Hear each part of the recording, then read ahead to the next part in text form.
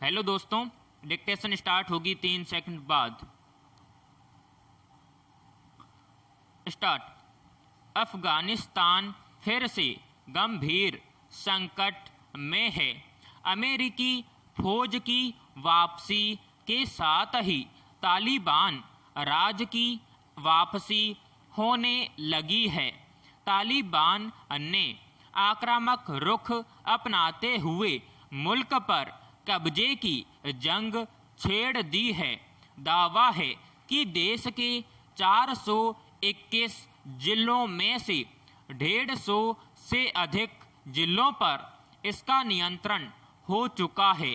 जैसे तैसे तालिबान लड़ाके आगे बढ़ रहे हैं। अफगान सैनिक पहले ही हथियार डाल दे रहे हैं।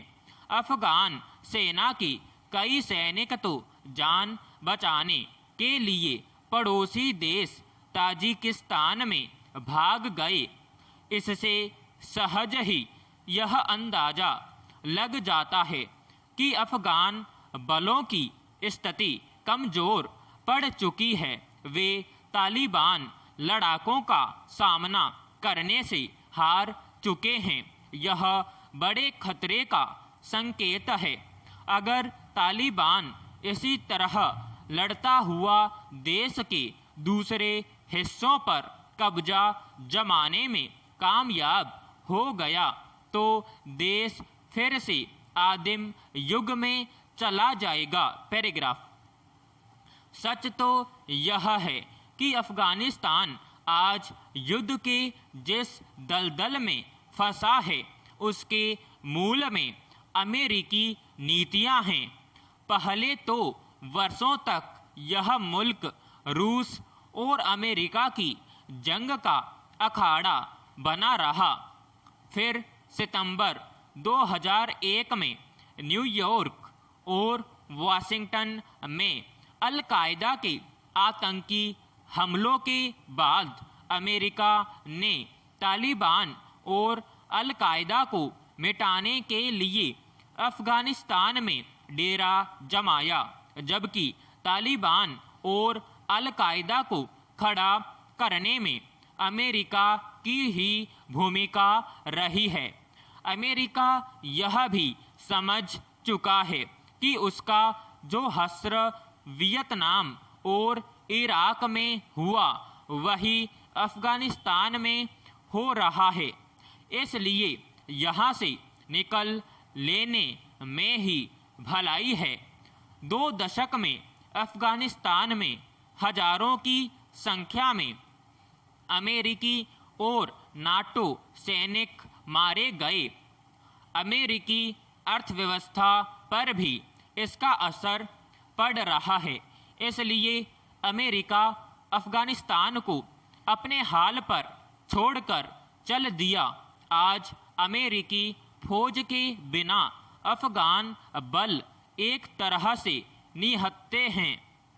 इसलिए अब तालिबान के लिए अफगानिस्तान पर कब्जा करना आसान हो गया है। पैराग्राफ। तालिबान की ताकत के पीछे पाकिस्तान है। यह किसी से छिपा नहीं है।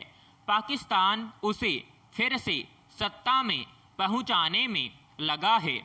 इसके लिए वह लड़ाकों की फौज खड़ी कर रहा है जो अफगान बलों से लड़ने में तालिबान का साथ देगी।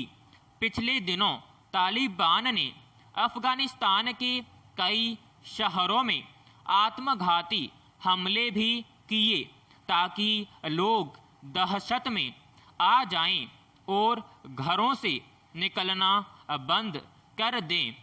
उसने अपने कब्जे वाले इलाकों में फिर से तालिबानी कानून लागू कर दिए हैं।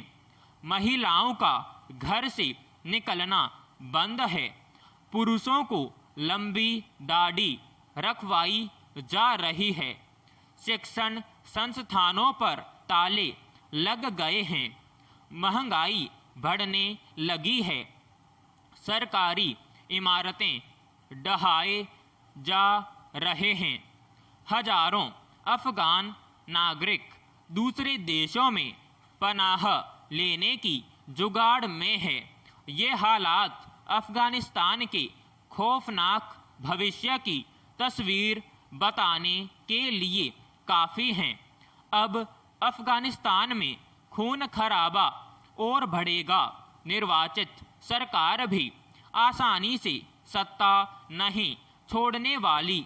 ऐसे में सरकारी सुरक्षा बलों और तालिबान लड़ाकों के खूनी संघर्ष को कौन रोक सकता है? सच्चाई तो यह है कि अमेरिका, पाकिस्तान जैसे देशों ने ही अफगानिस्तान को युद्ध की आग में झोंका है। किसी के लिए शांति वार्ताओं का कोई मतलब नहीं रह गया है। अफगानिस्तान के ये हालात भारत के लिए भी परेशानी पैदा कर रहे हैं। वहाँ कई भारतीय परियोजनाएं चल रही हैं। भारत ने तालिबान की सत्ता को पहले भी समर्थन नहीं दिया था।